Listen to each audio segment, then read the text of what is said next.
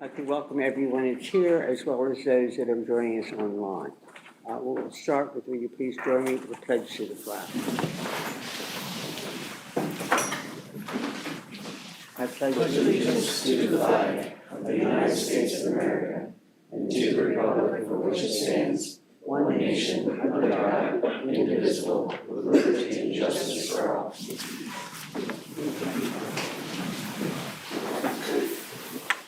Mrs. Martin, may we have attendance, please? All school directors are present tonight. We have a quorum in place. Okay. This is our second meeting of the month. The most official votes are taken, which are listed on a consent agenda, which includes those items which are routine or have been discussed at our work session last week. All of our meetings and the attachments are posted on our website. Are there any changes, additions, deletions, or corrections to the agenda?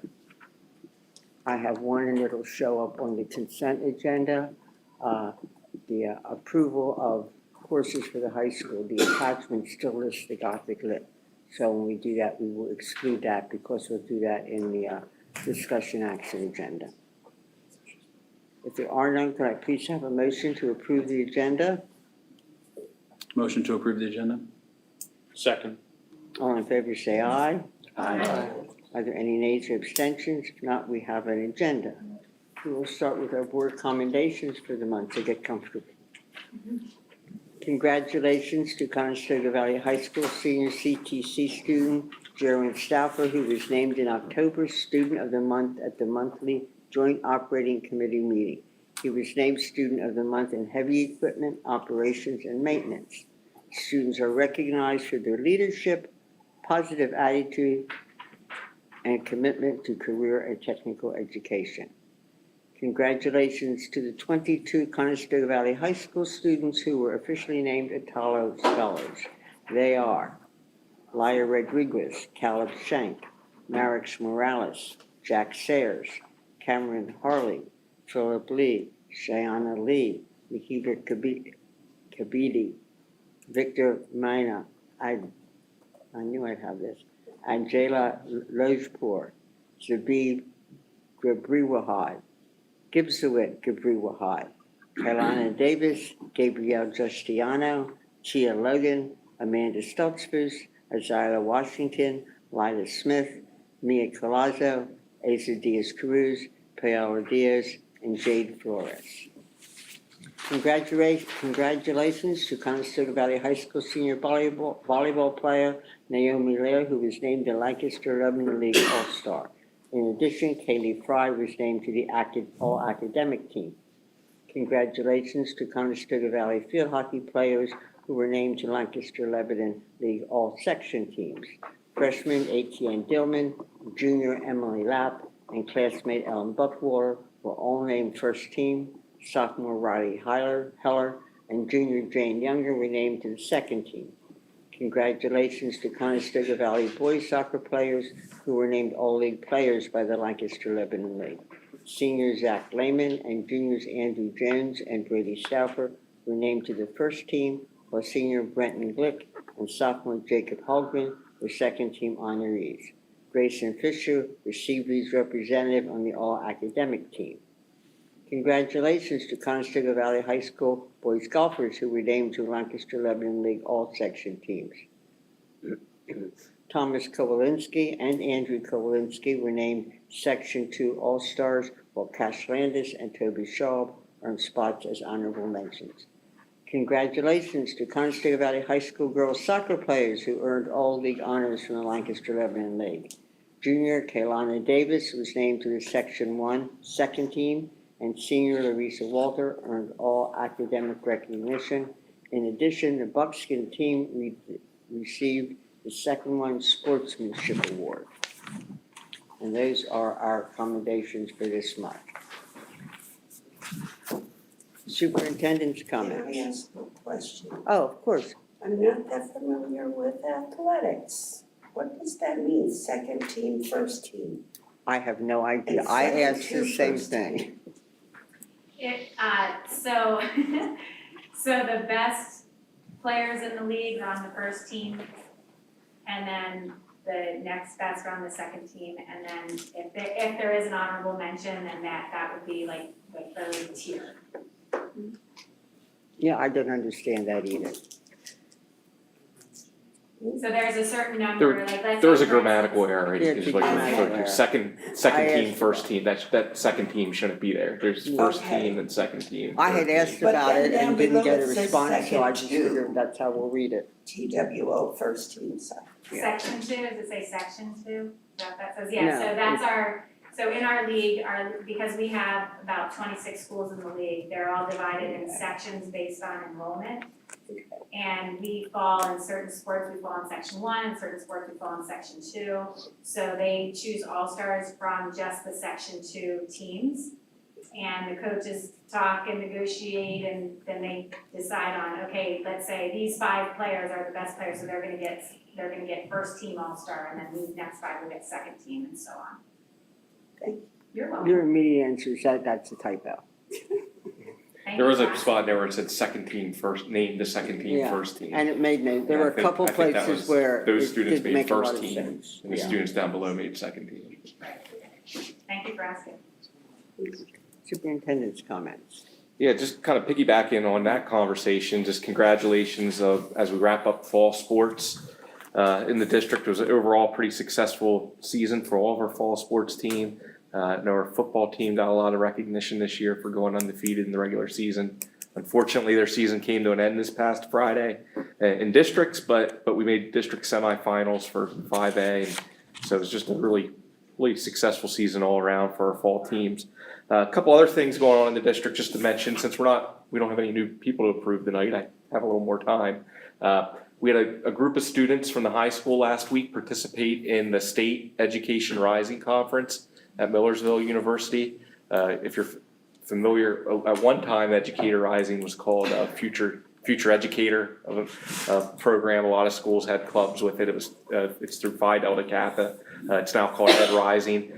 One of the things we're trying to do as a district, Ms. Upton and myself and Dr. Mann and Dr. Fox had a meeting at the beginning of the year, really looking at how we can start to cultivate a grow your own program in the district, where we get some of our high school students interested in going into the education field and hopefully come back here. So starting with sending students to this conference and seeing if whether or not there's enough interest to start an Education Rising program here, along with some of our dual enrollment opportunities and educational internship opportunities. This was sort of the first step in that process. So really happy to see that we had Mrs. Upton was able, and her team was able to find a group of students who were interested in going to that conference. We also had some other schools visit us last week, which was pretty exciting. We had a team of educators from Elanco visit our middle school to look at their middle school model and talk about scheduling. As Elanco is looking to go from their current 7-8 junior senior high model to bringing sixth grade up to the middle school. And since we went through that process a few years ago, they sent a team down here to really talk to our middle school team about that, what that looked like. So anytime we get our teachers and administrators get to collaborate with those from other districts to kind of talk about the successes and the challenges, that's always a good thing. And we also had a team of teachers and principals from New Hope Salisbury come in last week, and with Dr. Kozer and myself and Dr. Grable toward Smoketown, because they're looking at starting a construction project on a new building, and it was recommended that they come look at what we did at Smoketown, what we did with some of our STEM labs and library, some of the innovative spaces we have. So really exciting when other districts recognize us as a place they want to come and get ideas from. So just, I know that happens more often than not, and a lot of times we don't mention it, but I thought worth mentioning. And then I got to meet last week for the first time this year with my student superintendent advisory council. It was just sort of a kickoff to kind of introduce ourselves to each other, but we had some conversation about what's going well at Conestoga Valley, what are some things, that as student leaders they see that worries them, and so on. But one of the things that never came up before all of last year when I met with them, but part of this initial meeting was just me kind of explaining what my role is in the district, what a superintendent does, and how I interact with the school board and how I interact with different stakeholder groups throughout the community. And several of the students actually asked if they would be able to attend a school board meeting. I said, sure, they're public, you can come whenever you want. But they really were interested in having an opportunity to maybe meet the board and interact with the board. So I thought maybe towards the end of the school year, even though they can come, they have the right to come whenever they want, maybe we would arrange some sort of a recognition for this group that I meet with throughout the year at the end of the year, where we can invite them in and I can introduce them to the public and to all of you, and they have a chance to see what happens at a school board meeting. So thought that was an interesting. I was happy that they asked that. I didn't think they would ask to want to come to a school board meeting, but voluntarily. But they did. So and then finally, just a correction. If you noted, I put the incorrect dates in my board update that I sent to all of you on Friday night. Our December board dates are December 9th or December 2nd for reorganization, and then December 9th. I don't think I updated it from November in my board update for you. That concludes my report. Well, maybe we can make arrangements to have some board members attend one of their meetings. Yeah, absolutely. Yeah. Are there any board comments on district activities? Last week, did anybody mention the play at the high school? Just curious. I think somebody. If not, There? I'll mention it again, Yeah. but the high school put on that, heck, what's it called? Importance of being. The importance of being earnest. Yes. Something. I always want to say the utmost of being earnest, but that's not, the importance of being earnest. Yeah. Fantastic play. They did a great job for a smaller group of kids. Just awesome. I got to see all 3 nights. It gets better with age, as they get more confident, but just a fantastic job. I love the way the drama department works here, so just wanted to mention that piece. I got a building visit in at Fritz with the new principal, Mr. Totaro, and got to see a whole lot of little kindergarten kids. I sometimes forget how small they come. I volunteered with Junior Achievement in the high school Oh, on Wednesday, I believe it was last week. And so it's their real life program. I was doing the budget builder exercise, which was 2 hours with a group of, I think, 6 and 7 students. So we did it twice. And, budget's probably not the, personal budget's not the, easiest thing to talk through, but they were a really engaging program and the kids were all really participating. They each, set their own personal budget based on the materials that they were given. And it was really neat watching them help each other out as we went through the exercise. So it was a great day.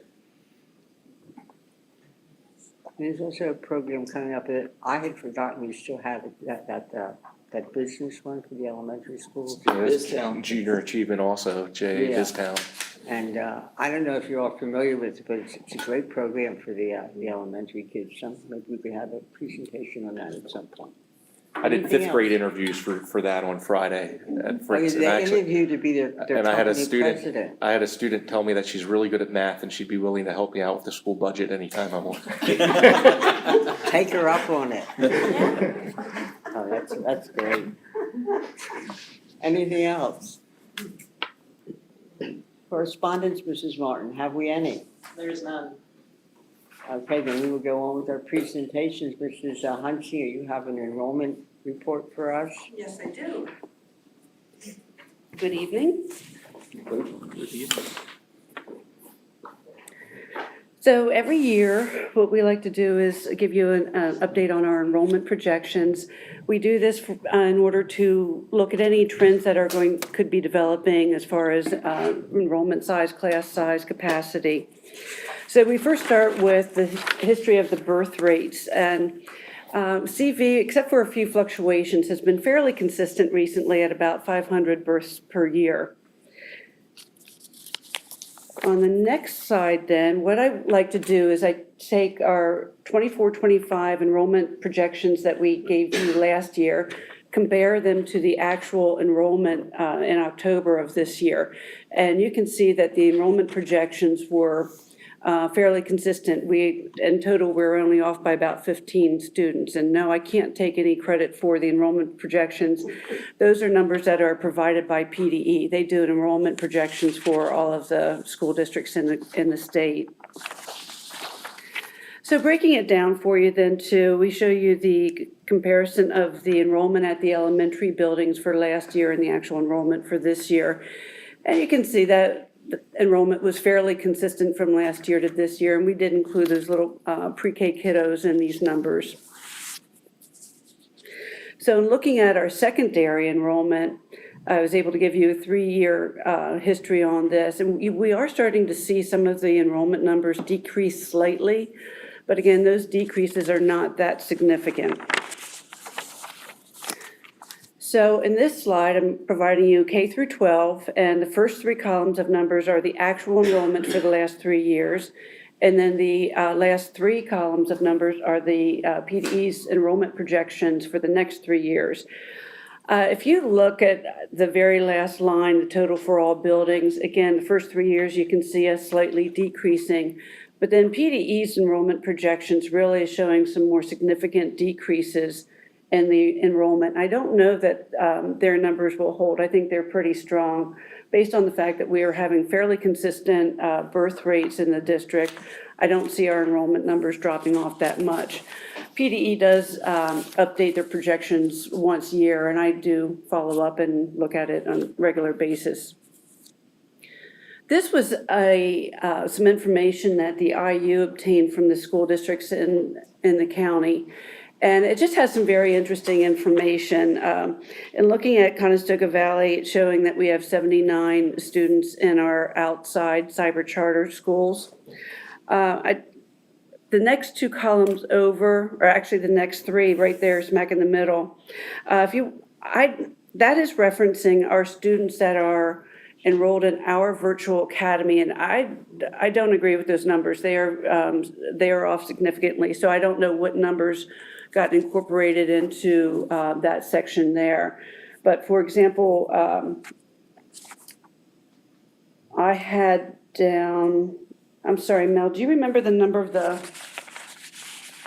full-time CVVA? Yeah, so K through 12, we're just under 90. 90, thank you. Full-time, and we're around 190 total Good. for blended as well. Thank you. And the next to last column there is all of our students that are attending non-public schools. And we have a pretty large number, 1,660 students, but that also includes our Amish students. So you can see why we have a higher number there. And then we also have about 315 students that are in homeschooling. So this is just interesting to look at and to note. And even though, and I'll be talking about our outside cyber charter schools in just a second, but even though our numbers have been increasing in that enrollment, we actually only have 3 districts in the IU that have less enrollment in the outside cyber charter schools than CV does. So back in, before the pandemic hit, with the hard work with CVVA and bringing students back into our cyber program, we had gotten down to very, very low enrollment of about 40-some students in the cyber charter schools. And then once the pandemic hit, that enrollment just went right up. So we have not seen those numbers coming down that much. We are starting to see a bit of an uptick with more students enrolling as special education cyber students. And then if you recall, with the governor's budget that was approved back, oh yes. Did you say we're the second highest or second lowest with cyber students? No, you mean back on the IU Yeah. sheet? We have the 4th lowest. There are Okay. 3 other districts that are lower than us. I just thought that was interesting because that does reflect to the work that we're trying to do with our virtual program. And then back when the governor's budget was passed in July, included in that budget was provision to try to change the cyber tuition formula. And what it does, without getting involved in getting into the entire formula, was to help us reducing the special education tuition rate. So if we would follow the regular formula, our special education tuition rate would have been $35,000. And with the new formula, it'll be $32,000. So that difference times 20-some students in special education will certainly help us out. And then last, just to emphasize the cost of the cyber tuition for us, we'll be looking at another year of about $1.3 million in cyber tuition costs. So anyway, that's just a short presentation on our enrollment projections. We're not seeing any significant trends at this point, and we'll just continue to work with the cyber students and trying to bring them back into our programs. Are our homeschool numbers going down? Have they gone down, or are they pretty steady? They've been, for our regular, Yeah. yes, regular they've been homeschool. going down slowly. Nothing significant, no great drop-offs. Yeah, we had a change when charter schools came, I know, but then it just sort of leveled off. Yes, yes. Anything else? No, thank you. All right, thank you. Dr. Kozer and Dr. Mann. And Mrs. Schaefer.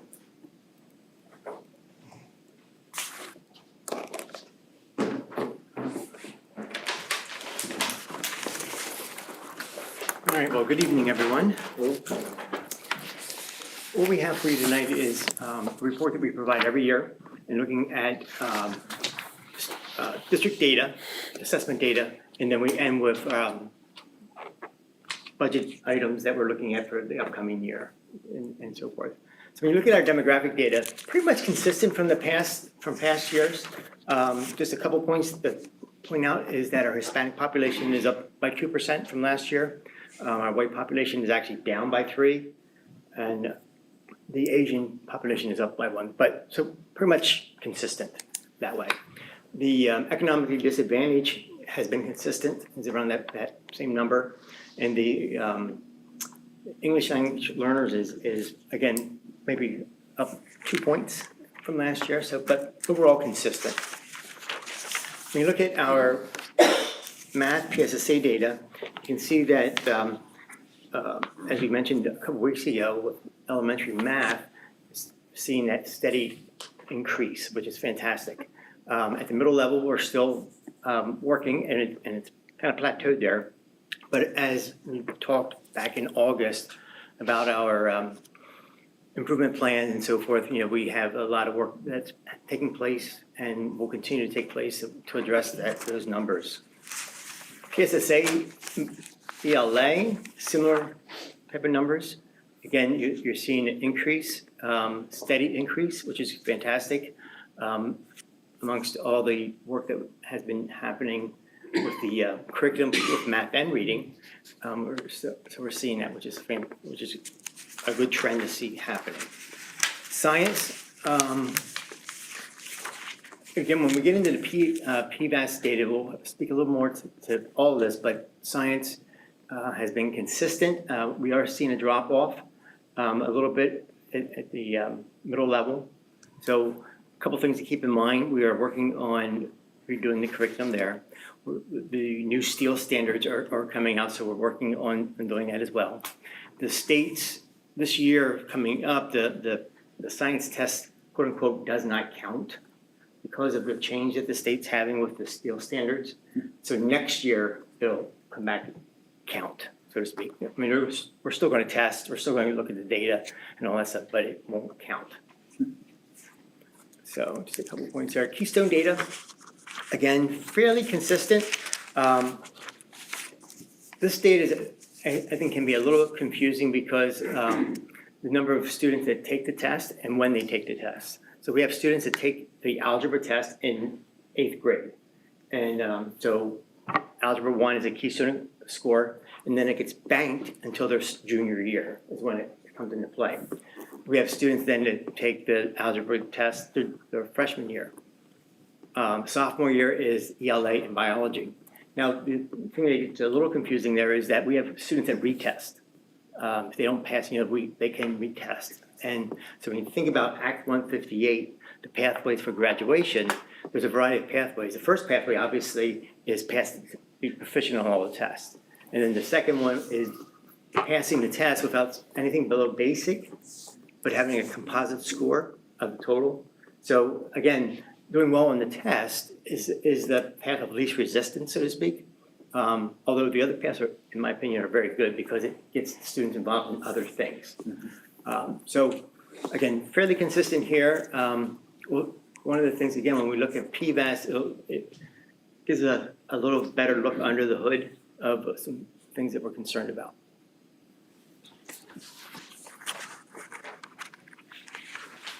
So takeaways, so you're looking at ELA, elementary math and science has gains. Keystone Algebra, if you remember last year, was on the other side. And so we've seen some gains there, which is fantastic. Obviously, you need to see more, but that's good. Middle school achievement, again, when we think about the work that we're doing at the middle school and looking at our improvement plan and so forth, still looking at root cause analysis, trying to get down to root cause of why the scores the way they are, and then a plan to address those. And then Keystone in biology and lit, again, we've seen some decrease there, and it'll be obvious when we look at the PVAS data.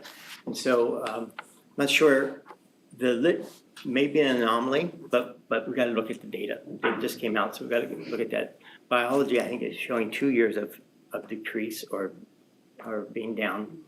So again, we're working on the curriculum there, so that's updates that are taking place. Can I ask you a question? The middle school, we had a presentation on their improvement plan. When did that go into effect?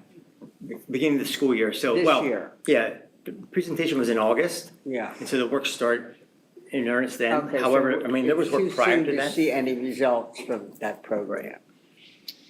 Other than the work that people are doing. Yeah. I mean, the day-to-day work of having the data meetings. We've administered the CDT, which is not new this year, but what it suggests is fairly new, is a better understanding of it and what the data means and how we're using it and so forth. So just started this year. Yeah. But Okay. I have a question on the PSSA math scores. That's back near the front of it. I was comparing it to the numbers I had written down from last year. And they didn't match. And I wondered why. I can hear you. I compared it to some of the numbers I had from last year, and they didn't match, like what's on here. Like 2022, it claims the middle school in math, there was a 33%. But last year, when I looked at that same thing, it said 40%. So I can't tell if it went up or down because I don't know which number is right. Is there a reason why, I know you said about what algebra is taking different times. Would that have been what caused that number to move? No. Okay. I just wondered why it was different. We can look into that I'll be right now. anxious to see those numbers next year. Now, I will say this, I mean, one of the things that we've been working on at the middle level as well is getting more students to take Algebra 1 and, in the advanced, which is a good move. And so the unfortunate thing for 8th graders then, that's 2 tests they gotta take. They still have to take the PSSA test for math and then Algebra 1 as well. But, seeing more students moving in that direction. Typically, we have between 60 and 75 students every year in 8th grade take tests. We want to see that increase because students have the ability, and I think it's just a good move for them overall.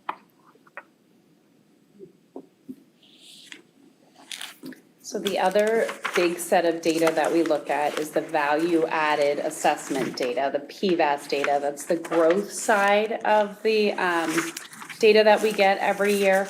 And I did, just as a reference, we did put in a glossary of terms. So your last slide there, well, anytime we do a data presentation, we'll make sure we add that glossary so you can see the acronyms and go back and forth. But on the PSSA side of the house, that's the grade level standards. How are our students performing against where they should be for their grade level, right? That's proficient and advanced. On the PVAS side of our data analysis is how much academic growth did our students in CV make relative to the rest of the students in that grade level in the state of Pennsylvania, okay? So when we look at the growth side, green, anything in the green is they left learning a year's worth of material. Solid year, they grew what they were supposed to grow. Anything in the light blue is that they slightly exceeded that growth measure, and then the dark blue is they moderately exceeded the growth measure. And so we're looking for the blues as much as we can here. When we look at our ELA as a whole, you see that across grades 4 to 8, where it says at the very bottom there, across grades, we meet the growth standard. But you see that in 4th, 5th, and 8th grade, we actually were in that dark blue. We moved students well beyond a year in their ELA growth. We know that 6th grade, 7th grade, and Keystone literature are areas that we need to dig deeper. And as Dr. Mann said, this data just came out. We just started school consultations with some of the statewide teams to do what's called digging deeper. There's a protocol we go through that takes us through just report upon report of different subgroups, different quintiles. We can really drill down into specifically which student groups made the year's worth of growth, who needs some additional support. And so that's the process that our principals are engaged in right now with their school level teams. We'll be working at the high school with the department chairs on doing some of that analysis as well. So it takes a little bit of time to sort that out and really get an understanding of why those areas fell in the well below this year, because it's just such a discrepancy between the years. That's something that we want to get a better understanding of through that process. Overall, though, we are encouraged to see with 1 year of trying out our units of study to get the results that we did there for ELA.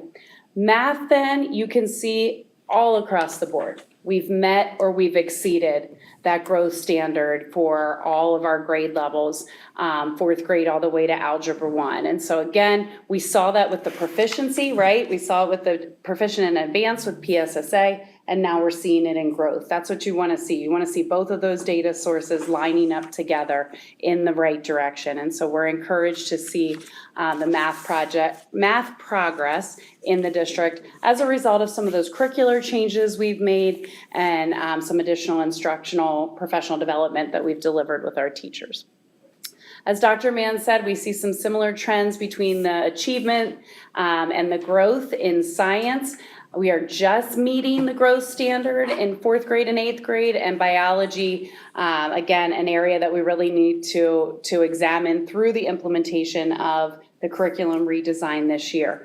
As Dr. Mann said, these scores are kind of that last year for the old standards, the old tests. We have a little break here next year to get our curriculum up to where we want it, our resources aligned, and you'll see some of those in the curricular requests a little bit later on.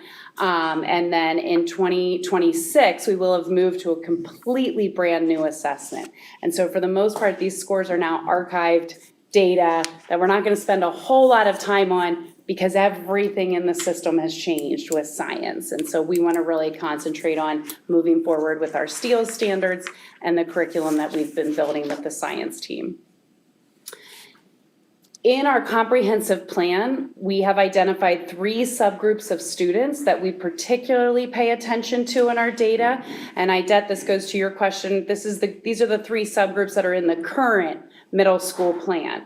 English learners, economically disadvantaged, and our Hispanic subgroups of students. These are the ones that we know we need to really focus in on system-wide because we have that focus from the state.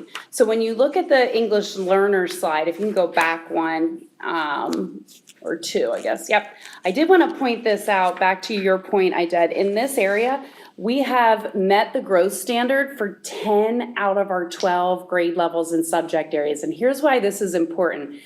English learners were the first subgroup that we got the TSI flag was raised 2 years ago. And so the middle school's original improvement plans focused on English learners for the first couple of years. And so the strategies we've been putting in place, the coaching, last year the board approved using some of our title funds for an ESL part-time coach. The strategies that we've identified for improvement, we're starting to see have a profound effect on this subgroup. And so we are really happy with the growth data that we're seeing with RLs because with some of our subgroups, we want to make more than a year's worth of growth to bridge some of those gaps for students along the way. So in this one, this was the focus of the middle school plan, and then subsequently the elementary schools focused their plans on this area as well. And again, you can see some of the outcomes that are starting to take effect in the system.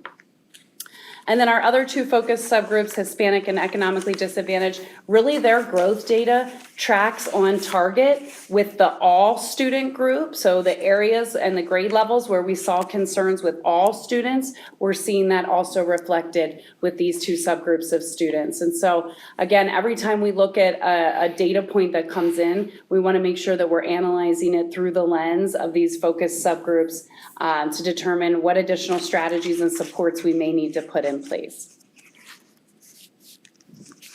So overall, our takeaways. Can I ask one question? Yeah, go ahead. Do we have any data, and I wasn't about to do it, that's for sure. I can compare last year to this year, but that's two different groups of kids, even if they did have the same program. And do we have any way of tracking one group as they go up? In other words, like if they have more than a year's worth of learning in, say, 7th grade math, and then they don't in 8th grade, they haven't gotten ahead. They just front loaded it. Do we have any data that we can trace the same kids over years? Yes, it's called cohort data, and we can look at our growth data that way and our achievement data that way. And so that would definitely be something we can put together. PVAS and this, it's what happens to the same kids as they go through. Otherwise, we've got a moving target. It's always different kids being tested, and sometimes different programs. It's hard to evaluate what's happening. Yes. Yeah, that's my concern, like these kids at 38% at reading, okay, that's great for this year, we're gonna fix what's coming up. Those kids keep moving up, and now they can't take Algebra 1 in high school because they never got Algebra Basics in middle school. So you're just perpetuating that whole generation's going through and they're behind. And curiosity, I know you pull out with Hispanic, all that stuff, do you pull out homeschool, cyber, charter, like all those that happen to take, of the kids that take PSSAs, how, because I know like homeschool you don't have to. We only have one, I feel like last year we only had one student come in, maybe two at elementary who were homeschooled, who took the assessment. So is cyber and all that in this whole data group? Because it'd be nice to see them. CVVA is. Okay, well, it'd be nice to see brick and mortar versus cyber and see what those different and how they go through and. Yeah, we definitely can do that. For CVVA, we can, we get those scores.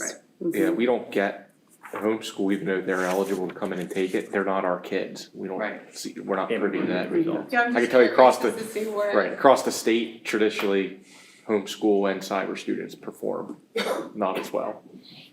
But it's hard to, small sample size, because most of them opt not to take the assessment. And all those schools, including the cyber charters, are on the Future Ready Index. You go to that website, and you can look up all schools across the district, across the state, including cyber charters. Okay. So you break that down by specific to. So last year, we identified students with IEPs. Do we feel that wasn't a legitimate measurement for that group? Too many different reasons, or? The growth data is the measure that we really focus in on for our students with IEPs, the PVAS analysis. And so the schools will do that. They go through, each school team goes through a consultation with Department of Education, PVAS teams, and they break down their school's individual data and they look at all of their subgroups and how they're performing compared to the all, looking for those areas that we see gaps or we see areas that we need to provide some more targeted supports. The IEP sometimes is half a dozen or more different reasons, so it's not like a unified group. I wondered if that was why you didn't include them this year. We picked out the three that are the focus of the comprehensive plan here. We can certainly We can look at this No. data any which way. I mean, there are so many different directions we can go. We decided to focus on the three that are in our comprehensive plan based on the middle school's TSI designation.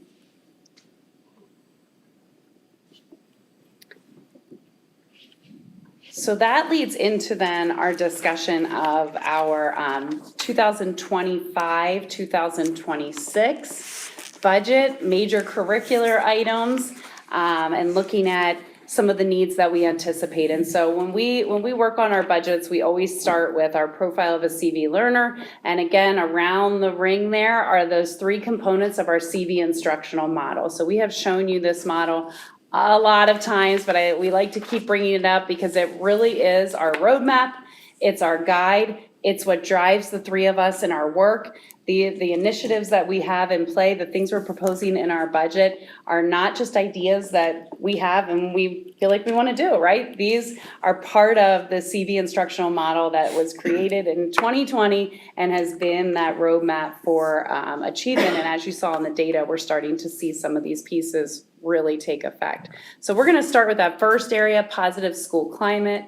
And Sarah has some budget items here. So as part of the positive school climate, we are focusing on our SEL, which is our social emotional learning. We're focusing on our PBIS work. And there's some other areas there, but what you can see in our budgeting area, we're looking at our PBIS rewards, our supplies. PBIS rewards is the data analysis piece that costs money. It's new to us this year. It's starting to yield us data. So later on this year, I'll be providing a lot more information on what our data is showing to give you an idea how PBIS is working across our district. So you can see our PBIS rewards cost $13,500. Our supplies for PBIS across the district is $12,500. And our social emotional learning, character strong curriculum that we use K-8 is $27,000. And our professional learning that takes place in all of those areas is we're budgeting for $10,000 this year. Is that what these stars are supposed to signify? Those are the Areas that three your big budget- areas, yep. You got That's it. what they're linked to. So then when we look at the next area, relevant and rigorous learning experience, this is really the teaching and learning that's happening in classrooms around the academic standards. We've really just been staying on those top two areas, our standards-based curriculum and our balanced assessments. And so as we look ahead to 25, 26, you can see our list of projected expenses, continuing to work with the McTighe and Associates consultant at a much more scaled back level than when we had the ESSER funding, but we are really satisfied with the work we've been doing with Allison Zamuda and the guidance that she's given our teams throughout this process. So we do anticipate continuing working with her. Continuing to work with the IU13, they have become our content area specialists. So as we are designing the science curriculum, the math curriculum.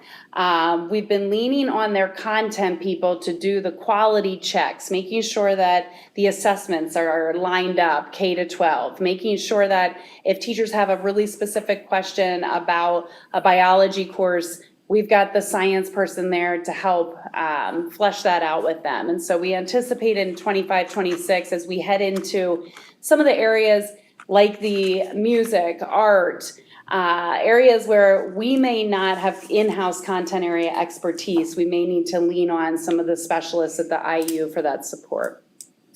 Continuing to work with teacher extra pay on the curriculum project, and then our online assessment and curriculum resources that are pretty much our standard platforms that we use every year. We do anticipate the potential for some new textbooks, again, seeing the transition with the STEEL standards and moving into completely new set of content standards in science and STEM. We may be looking at the need for some secondary textbooks and resources in the 25-26 school year.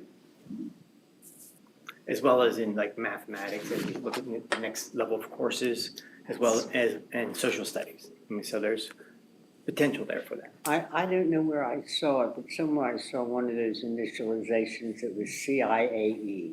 What is that? So last year, we framed this out through curriculum, instruction, assessment, and environment. This year, we reformatted a little bit to show you the expenses right next to the area of the instructional model. So you can see like, this is the guide, this is where we're going, and here's what we project the expenses for the initiatives will be. Okay. Just reformatted our presentation a little bit. And the last area is focusing on flexible learning environment. And so the main focus here is CVVA. We've talked about that and the work that's being done there. And as that continues to grow, we're seeing that increase. And we're seeing an increase in a variety of ways, whether it's full-time students as well as the blended learners, which I think is a fantastic move in all of this.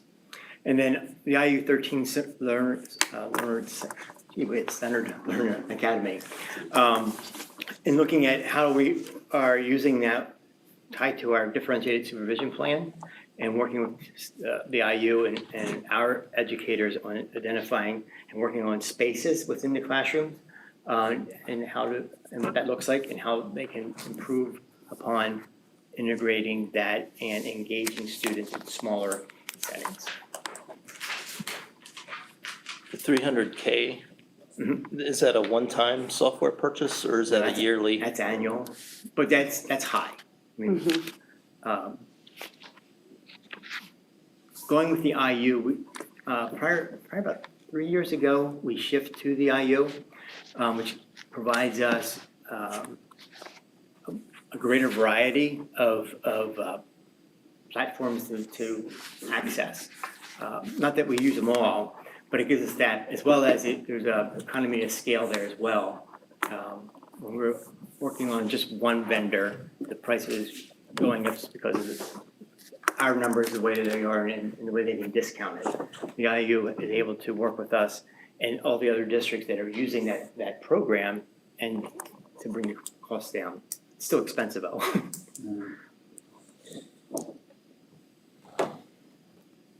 That covers a lot of students. Oh, yeah. And if any of the, And a lot of if all those students went to cyber, So if you look at what a lot more than that. what we So- shared earlier in the enrollment update, if there was 90 full-time students in our CVVA, we were spending $15,000 a year to send them to an outside charter, $30,000 a year if they're special ed, and do that math.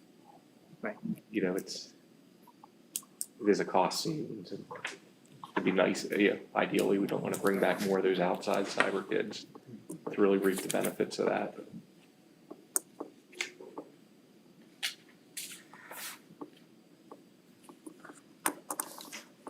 It's just an FYI slide. Just going back to all the PVAS data. It's funny because it's like, I see this stuff and I'm like, I kind of want to get into the weeds, but we can't. But at the same token, it would be interesting to see, and maybe you guys can see this.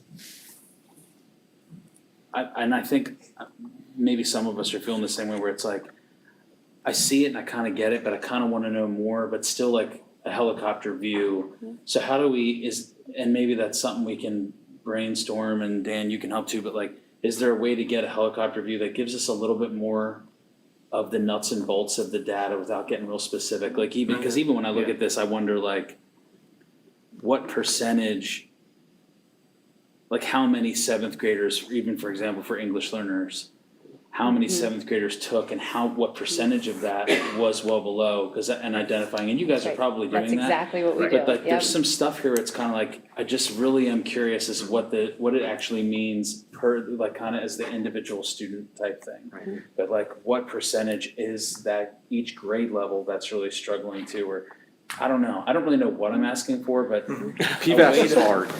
And I get that, especially because, and I understand, I appreciate the way things are timed. It's not as simple as everybody in seventh grade took the test here and here's all the data, and it was at the end of the year, so we know that they accumulated this much. Right. It's hard to correlate that, but if there's a way to unpack it a little bit easier for us, just that makes it a little bit more clear, I don't know. Absolutely. Here you go, food for thought. So it's hard to understand PVAS. I don't know if I know exactly what you're asking for, and Yeah. I'm not sure. I know previously I've questioned even PDE a little bit on, like, they can explain the gist of how, the formula, and I don't know, Jill, Dawn, maybe you've known more, but to understand the metrics involved in how they come up with a growth index is, you need to almost have a PhD in statistics Yeah, I to get understand it, but it's Maybe really it's looking, just- I mean, I always try and make it's not an assessment, there's no PVAS test the kids are sitting down and taking, they take in their historical data on Mhm. All the way back to PSSAs, on third grade, keystones, and they somehow have a research-based formula or metric that is used to predict this kid, you know, what a kid's growth should be for that year based on where they came in. Right. And it's, you know, saying, you know, whereas PSSA is looking at flat, you have 100 kids, this is the percentage of those kids that got below basic, proficient, advanced. PVAS is how many kids got from their point A to their point B this year, not necessarily hitting that same bar. I know you know that already, but it's not really, it's hard. It's just hard to understand. It's hard for people who live it to understand it. And it's hard to explain. Well, and I it's don't hard know, for us in too, 20 because we years, see if I- colors, right? Yeah. So like, we sit in here, and in the years we see colors, and when you see red, it's concerning, which is why I don't really like color coding that much, because I also think for the public, they go, what the heck? Well below, what are you doing? You know, you're failing 6th and 7th graders, but that's not the case.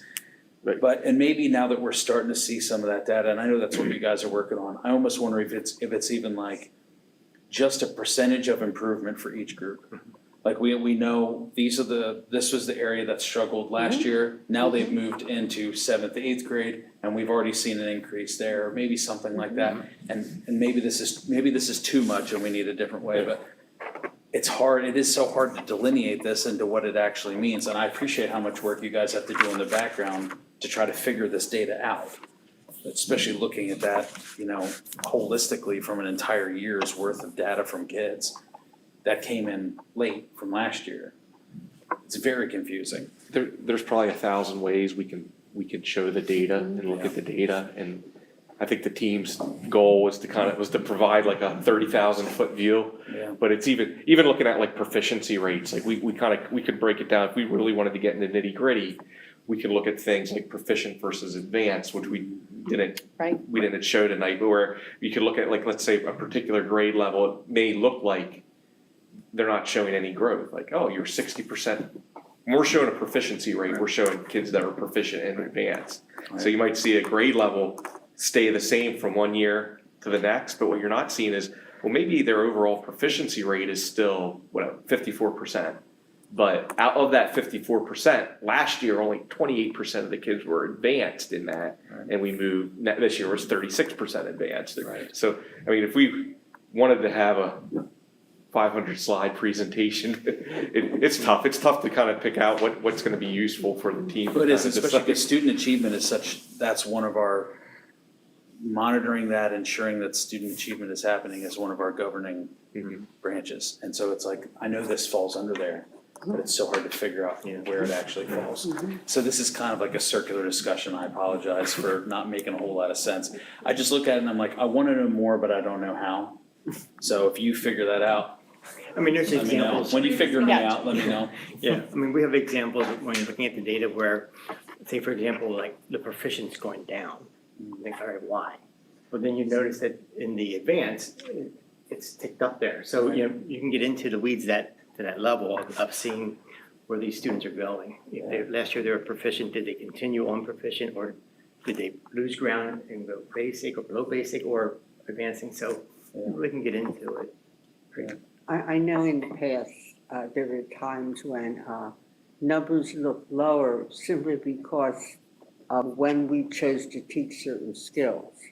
It's like there was a time when we did fractions, say in 4th grade, and they were testing it for 3rd grade. So my question is, do we have all of that aligned now so that we're sure that we're teaching, I hate to say teaching to the test, but teaching so that the test will reflect what's happening? Yeah, it's a huge focus of our curriculum process. is aligning those standards and then aligning the assessments and the learning activities to the correct grade level, rigor and depth of knowledge. Yeah, and I sometimes wonder if when the advancement one year isn't great, but that same group the next year had a big move, if that isn't more important than that 1 year focus. Because sometimes achievement's cumulative. So like I said, a dozen different ways to come up with whatever answer you want. Any other questions or Yeah. concerns? Quick question, that Keystone Biology, what grade is that test in? 10th grade. Okay. Yeah. As well as. First try. First try. First try. I'm sorry, I didn't hear the answer. Well, that rate. You get Well, 3 attempts. Yeah. When does the Keystone Biology test be taken, what grade? Is that 10? 10th grade. First chance. That varies from school to school sometimes, doesn't it? It can, it depends on their programming, Yeah, I yeah. know we used to have that same discrepancy with American history. Different schools taught it, they would try to take an AP test and they had kids that had an extra year of history basics behind them. Anything else?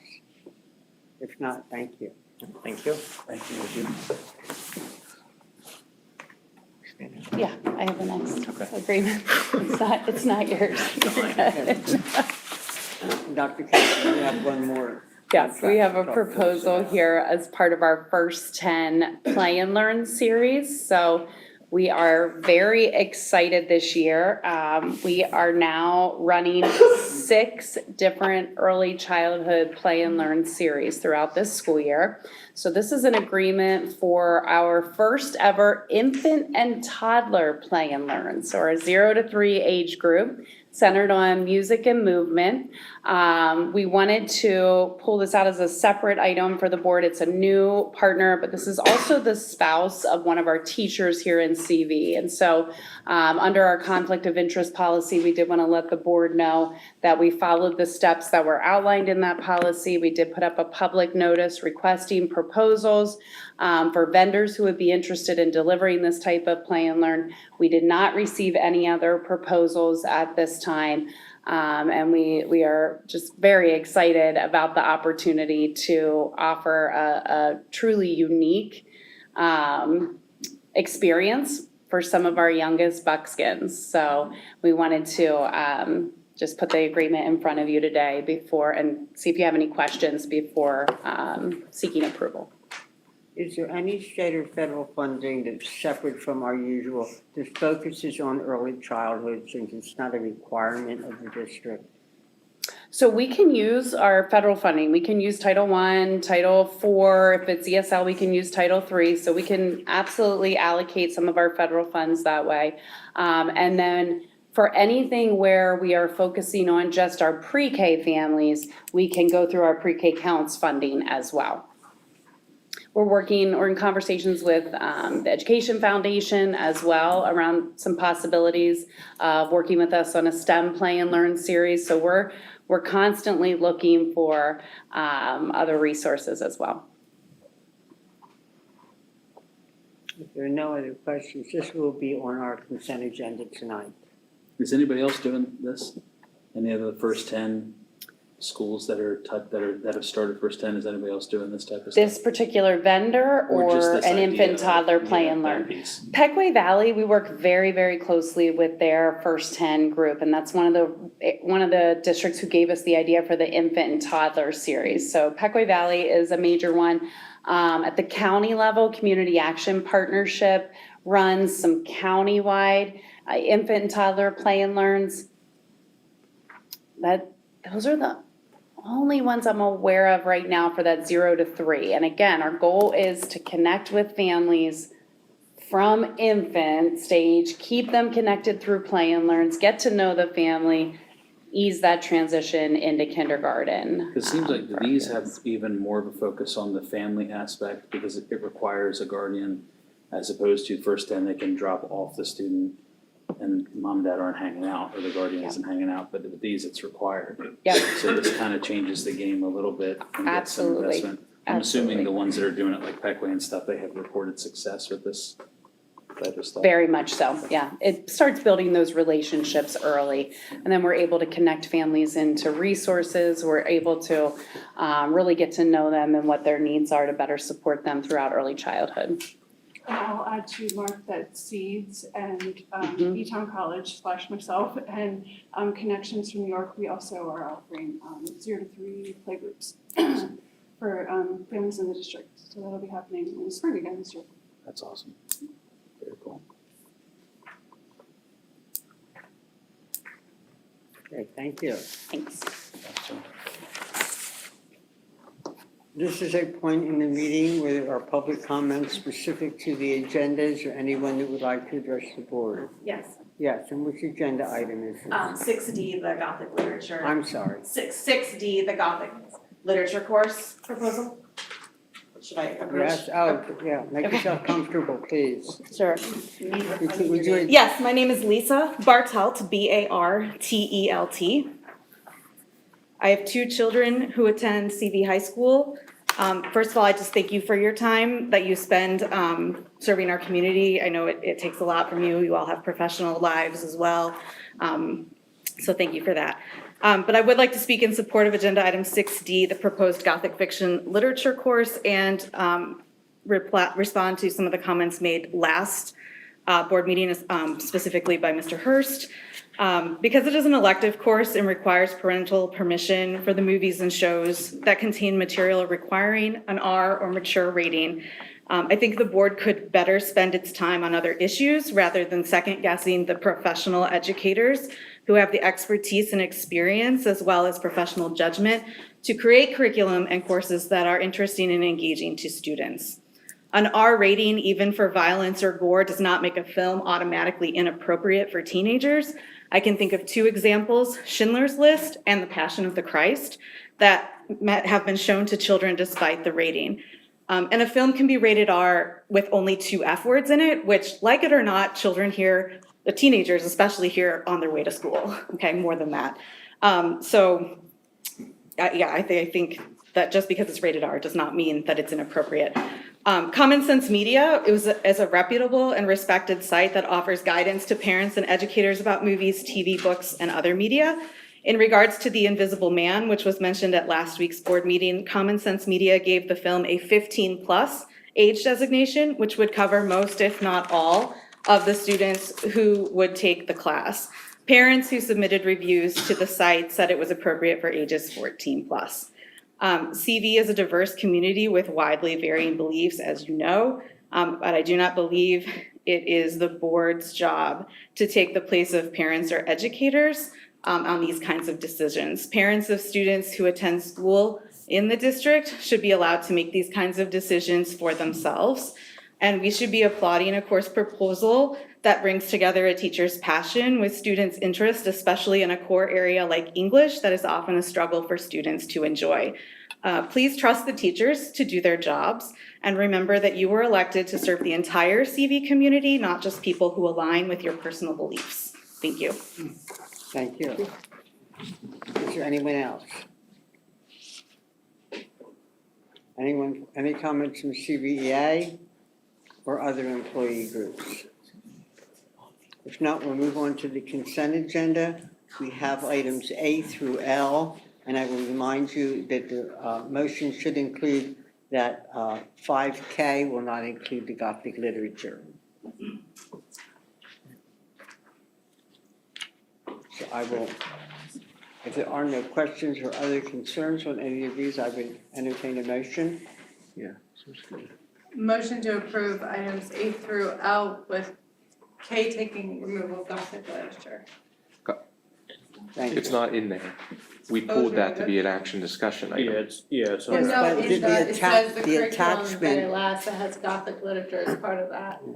the attachment for the consent agenda still has that listed. It did when I looked at it at like 4:00. Of the upcoming new classes, Looking at it it now. was the very last thing listed. I don't see it right now. It was Yeah, but it's there. under section 6, under action and discussion, correct? It's not under the consent agenda. No, under K of the consent agenda, there is a course proposal summary. And it's Right, you're not summary. approving that summary, you're approving the individual. Well, just Yeah. the But fact it's that on the there's, summary. No, the fact that it's on the, it's Gothic fiction and literature, so we're approving the summary, on the but we haven't attachment. approved the class. We haven't even discussed it, so that needs to come off of that part of. See what I'm saying?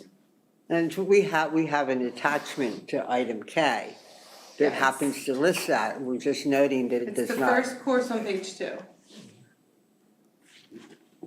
We're down near the bottom. Scroll, yeah, it's Yeah.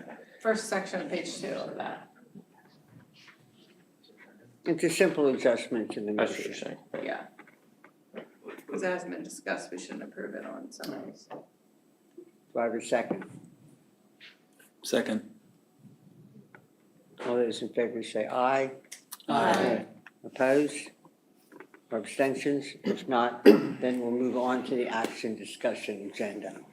We have some grants from Mrs. Myers. Hello. We are bringing 3 grants this round. One for girls' basketball. We kind of went together and checked. I would like to get a new refrigerator in real concession. And we put in for a grant for that. It's a 3-door refrigerator. It's a little bit bigger than the one that's there. I checked with Mr. Johnson and everything works out with electric and all the needs are there. The what? It fits in the hole. Well, actually, I'm meeting him tomorrow. We're gonna rearrange a little bit. Okay. It's gonna go in the back hole in the back closet. We need a little bit more room. There's just too many of us with so much stuff now, so we're gonna reconfigure a little bit of things and get a little bit of a facelift finally. So, we did approve at our board meeting for, there's 3 different quotes in there.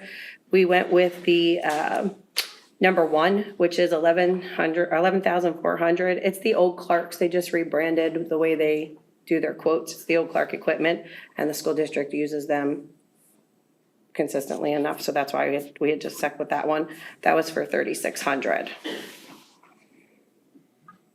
And that'll be used by everybody, actually. Girls basketball just submitted it because I've been wanting to get one, so we submitted it, and it'll be used by everybody in the concession. And then we have boys basketball. They had put in for a new merchandiser refrigerator. That's the ones where we keep all the sodas and stuff that we're getting out. The handle's broken on the current one. We keep replacing it with some screws and a lot of duct tape, and it's just time. It doesn't really hold the temperature anymore. So again, we reached out to Clark's, and it was $1,350 through them. Which ironically, if you guys would give us approval, we can have before the start of basketball season, so that's pretty exciting. And then we have drama. Drama put in for, sorry, I gotta find mine on here. There we go. Headsets, right? Yep. Yeah, some more headsets, wireless, and then they have some with the batteries. And we went with quote number 3, which was the $2,939.04 one. And what does this bring their total? You said they already have 8 units. They do. They have units. This is their second time coming for more units. The first one was approved 3 years ago. And I don't know why they came this time for them, but It was approved 16 to 5 at the yeah, meeting. I was gonna Sorry, say, what? It was approved 16 to 5 at the meeting. I just wondered how many total this was, that's all. yeah, that I don't have it. Well, I don't know. they got 8 the last time too, so I do know they got 8, So so. it's double. But I don't know if they had any prior to that. But we had bought 8 before, and then we Is actually this bought something everyone in the cast wears during a performance? the what? I think it's mainly for the leads. So the I think amount that's of their leads goal. vary through the play. You That might would have be- 8 That would leads, be you might have 20. 16 leads. I Well, it think the goal depends. is for all of them, and it's to talk to the people into the back. It's a lot more better communication for them to keep everything Yeah. flowing, and That's what I meant, who all wears these? I think the goal is to get for everybody to be able to wear a wireless of I get it. one way. In which quote did you? 3. 3? We do typically try to find the lower cost one, but we do always ask the clubs which they prefer, because they know better what they I got a use. little lost in all these refrigerators at first. Right. Tell me about it. You should have did the quote. It was They're two insane. separate refrigerators, different kinds of refrigerators. Yes, so the one for girls' basketball is one that we keep all of our stuff in for the whole night, the whole season if we need to. And the merchandiser is the one that sits towards the front of the concession stand where we constantly pull out the drinks as they order them. I just wondered why we were getting 2 refrigerators, but now That's why. Now I get it. But it does look like for the merchandiser one, you did go with the more expensive We just stuck with it with Clark's because of Clark's, and easier processing through the school district because everyone had everything. right? And they are located in our district, right? Mm-hmm, right up on 340. Okay. Any other questions? If there are no objections, I'll hold this for a vote. Okay, thank you. Are we voting today? No, we do several votes together. Oh, I thought we were voting today. Yeah, but. We're going to vote tonight, just watch. Oh, You'll gotcha. see how we do So I it. can leave for work is all I'm asking. Okay. I just have to get to work, so I didn't know if I had to be here for it. That's okay. Thank you, Sharon. You betcha. Thank you, guys. Thank you. I didn't think we voted on that because it wasn't district funds. Well, we can still put them all together. That's fine. I'm just trying to avoid taking multiple votes, especially if they're roll call votes. We can put it, everything in the roll call vote doesn't have to be Sure. for our money, to put the votes all together, okay? Okay, we'll move forward then.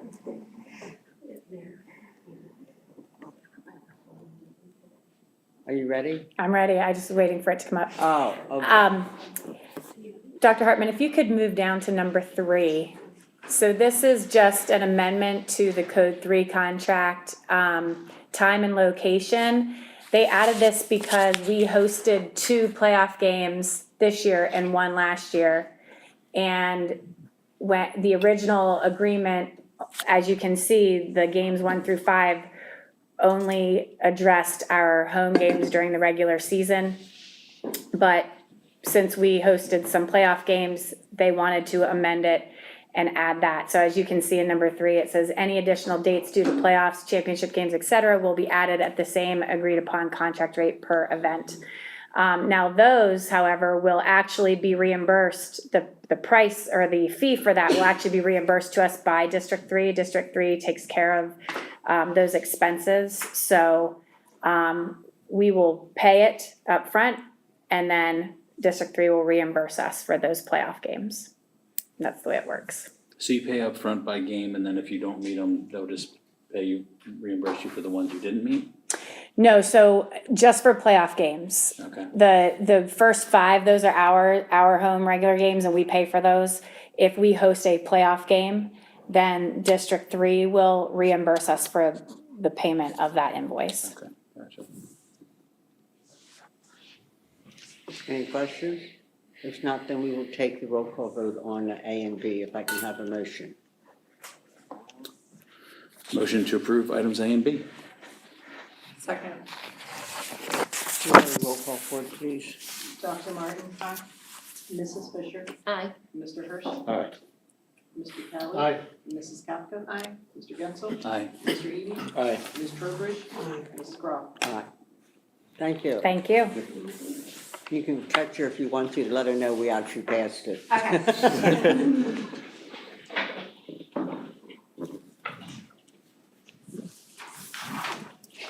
Okay, back to the English Language Arts Unit of Study. So I'll get things started here. Out last week, Dr. Mann and Dr. Kozer presented on the ELA Modern Learning Curriculum, and it was originally slated to be on the consent agenda for this week based on some follow-up questions and discussions through email and whatnot for the week. Felt let's pull it and push it to the action discussion because it was apparent, I think, to us as a team there may be some more questions and more discussion to be had on it, and we don't want to push anything through when there's still, so there's no new presentation tonight, but we just have it on the action discussion item to ask questions of the team. The only thing I would add, because we have two sort of separate issues with this. One is the curriculum, and the other are the materials that go with it. So what we're talking about at this point is the curriculum. We're not approving any materials that were or could possibly have been there. As a board, we have an obligation to approve curriculum. Our responsibility for materials varies. So we're gonna, if we want to discuss both, that's fine, but I'd like to discuss them each separately. Okay? So, questions about the modern learning curriculum? And I Any apologize for questions? missing that presentation last week. But I know that this, and you kind of touched on that during presenting the PVAS data and stuff, that with the modern learning piece of that, this is all gearing everything to standards, correct? Like that's a really big push, is to stay, but also provide a template that can be modified more easily than it has been in the past. Is that, I'm trying to find a way to say that where Standards you can and adjust and profile of a pivot. CV learner were the Right. two big objectives of the redesign. So elevating and looking to ensure that we are providing standards-based instruction across the board consistently in all of our schools. But then the second big focus was intentionally embedding the competencies of the profile of a CV learner. And so as we're creating these modern spaces in our schools and STEM labs, things like that, that was the move to the interdisciplinary units, integrating our science into the units as much as possible. But really it was those two things, making sure that we are standards aligned, rigor, opportunities for students, but then integrating the profile competencies. The skills level. Gotcha, so it's like a marriage between all of those things. Try me, okay. Any other questions or concerns? I have a question, but it might be on the book part. Well, Well, That's part, curriculum, that's something. I know, but it also kind of Different. ties with Gothic. But we're down a rabbit hole. Might be a little bit of I'll just stop you right there. No, okay, so I know you have the curriculum set up. Is there gonna be like a list of book suggestions to look at? we'll do that after this, Okay. After when we this, talk that's materials. rabbit hole. Yeah, we are approving the curriculum without any opinion on materials yet, Yep. okay? How can you support the curriculum with Yes, no it's materials? I get it. conceptually, and quite honestly, no matter what curriculum you present, Kids need you to could read shoot holes in something. everything. So, we, I wasn't as a aware. board, we need to stand up and take a leadership role to say, yeah, we're gonna move Right. forward or we're not with this curriculum. Okay. So we're gonna vote on the curriculum, correct? What we're voting on is to accept this curriculum as part of our Not the offerings here at material. CV. Because No, you could- no curriculum automatically includes any materials. Okay. Okay, That makes we'll sense? get there. You'll get I there. promise we'll get You there. wanna start banning books? We can start banning books. No, that's We'll get not there. where I'm going. That's where you're going. No, I'm not. It is where You'll you're be going, surprised but that's where I'm okay, going. that's all right, we'll get there. This is Not just, put the cart in front this of is just, the horse. we're not putting the cart before the horse. You gotta, you're building your house first, and then you gotta put the guts in the house. Is really what it comes down to. I understand what we're doing, What? but. Is that well said? That Yeah. is, yes. Put the guts, build the house, then. And put the Then guts put in the the guts in the house. house, put your stuff in the house. Well, in my mind, the framework. the curriculum is the mechanics of how it's going to be The taught. process, the Yep, aims, the absolutely. goals, the skills that are being taught, that's the curriculum. And I'm good That's with that. all we're voting on at this point. And we spend, We're not done, but that's all we're voting on right now. 15 On months. this, 15 Yeah, months? 15 months. on this, Okay, can I have a motion on this issue? Motion to approve letter C on the action discussion agenda. Second. I'm gonna try this. All those in favor say aye. Aye. Are there any noes or abstentions? Okay, the curriculum itself is passed. Now, Mrs. Fisher, you brought this item up initially, so I'm gonna turn the floor over to you. Well, we had a member of the public email myself and I think 2 other board members. And I know you're aware of an article that was used in 3rd grade on immigration. And just considering the political climate we're in right now, the parent thought it was very biased. And so they were concerned about it, which made me sort of hyper aware. Well, wait a minute, what are the materials? Maybe I need to know. And I get that. I can't know every little thing that's going on in the classroom, but as a parent, I would like to know, if possible, what are the materials, and maybe better, what are the guidelines that we're using when we choose our materials? That's fair.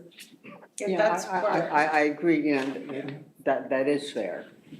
that's where I was going with the book list, like, okay, these, cause Edgar Allan Poe with Gothic Lit, how is that not covered? Like, like when I was in it, like Edgar Allan Poe, we covered it, we covered the poetry, we covered all this stuff. We didn't need a whole separate class on Gothic Lit. So that's where I'm like, could we get a book list, what authors, just, you know, or, yeah, just so the parents be like, hey, these are the books, maybe my kid will like this, and then parents can go down a rabbit trail, like, hey, if my kid likes this, then maybe we can find other books at the library for you to read, and do your own research type of thing. But it'd be nice to have like a book list that parents can reference, or the teachers, something like, because there's all the times like you can opt out of anything in the classroom, but if we don't know what's in the classroom, how can we opt out? And to bring up another thing, 3 years ago, I wasn't sitting on the board, but I was a parent when the board was discussing wit and wisdom. And you guys were very transparent and let the parents come in and see the books that were gonna be read to our children or have our children read. And when we saw some of those books as a parent, we were like, wait a minute, this is not age appropriate or what I want my child to be reading in school. And so parents voiced their opinion and wit and wisdom was gone. Now we're creating a new curriculum, and because it's new and being created within, I can't go online and search Conestoga's Valley's new curriculum like I could wit and wisdom and see what was being offered. So I guess transparency, that's all I'm asking for, and guidelines in how you are choosing these materials. Perhaps, Dr. Hartman, you could explain this, or even Dr. Tozer, what we do now. Yeah, so I think that's a kind of a loaded question, because I think there's a lot we do. I think one of the things, and Dawn and Jill could probably speak more elegantly to this than I can, because they're more elbow deep in the curriculum process. But you know, it's curriculum writing has evolved, and what we define, like I think the conversation we just had about what's curriculum versus what's not was a great one, because I don't think that doesn't happen in a lot of schools. A lot of schools don't have, they assume, you know, in the old days you adopted a textbook and there you have your 4th grade ELA curriculum because we have the textbook that comes with it. That's just not how things happen anymore. And we adopt a lot of platforms, right? And those platforms are all school board approved, and those platforms we rely on for resources. But when we talk about modern curriculum or having a dynamic curriculum, you do want to design it in a way where it's flexible, and it can be where we're expected to, you know, meet students where they're at, have students be able to connect the content they're learning in classes to their interests and so on. Teachers are all the time finding resources, curating resources and so on, and we as a district, one of the controls we have over that is we find programs that will provide those resources to teachers. Newsella, PebbleGo, there's all types of platforms out there that we get board approved that have information on them. You know, in text resources where there are informational texts, literature, whatever it may be. And we trust our teachers with their expertise to be able to do that. I also think you're dealing with the challenge of we're in such a divided, highly politicized society that it's hard to, you know, some of the things we've gotten pushback from or that I've seen, is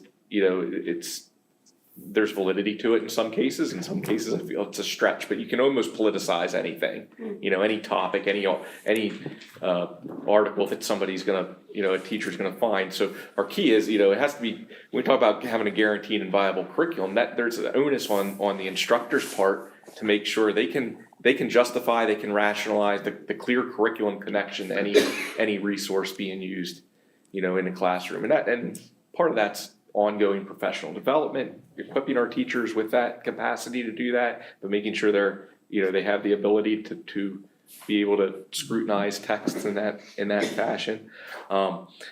It's probably, when we talk about our district process, we have board policies, the 100s, 106 through 110, address things like textbook adoption. Well, that's pretty traditional. We don't adopt a lot of textbooks anymore. But then there's also a policy on resource material. 106 is review, the ability by parents and students to review.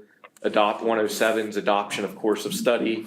108's textbook adoption, and exemption from instruction. 109. 110 is instructional and resource materials, which says that, that gives teachers that policy gives teachers the autonomy to go out there, and at times, like, sometimes as a teacher, something you get sparked, you might come across an article you read and say, okay, that might not be in the written curriculum document, but it clearly aligns to whatever the subject matter is that's coming up, and I think this would really engage kids. It's, the article, it's a current event article or so on, so, it is addressed in policy. Where I think we could probably do a better job is providing the support and the professional development to our teachers and how to do that in a non-biased, effective way, how to know, kind of current times and being able to make sure you're eliminating, bias in those decision making. I don't think there was bias in this particular case that the one parent voiced their concern over. I think it was just an oversight. I think the article on immigration was appropriate in that the unit of study was Ellis Island, and the teacher found what they, I think, probably considered a more modern take on it that was more of a chronicling a young person about the age of the students in third grade, what they experienced by being somebody who went through displacement and immigration. However, there's on further review, I don't think it was appropriate in that the timing of the article and it was not a current event article. It was written in 2018 or 19, I believe. And so I think it would be easy if it was, it did talk about the administration at the time stance on immigration. I don't think it was falsely representing that, but I think why would you take an article from 2019 to share it at that time. So those are things that as we work through teachers, work through the curriculum process and we work with our teachers, we troubleshoot those situations when they come up, and they do come up, I would say, few and far between. I don't think this is a pervasive and prevalent issue.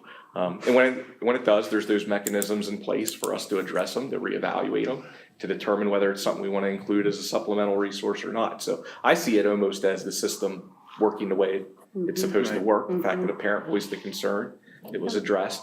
But we do, I think, want to get to a point where we need to have that trust in our teachers to make those decisions, and knowing that, sometimes there's going to be people in the community who put a spin or feel like there's a certain motivation behind why an article or any type of text is used or not used.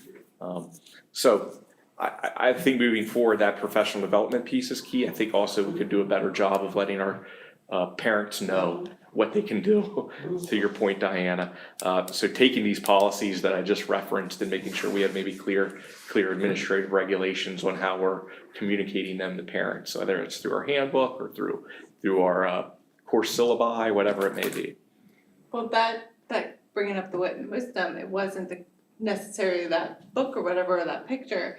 It was the led discussion of pointing out particular things and going down rabbit holes on purpose. And that's the part that us parents don't know. We don't know what's going on in the classroom. And this article, the parent found out about it after the fact. So that's why I'm like, a book list would be great at the start of the year. Hey, my kids are going to third grade.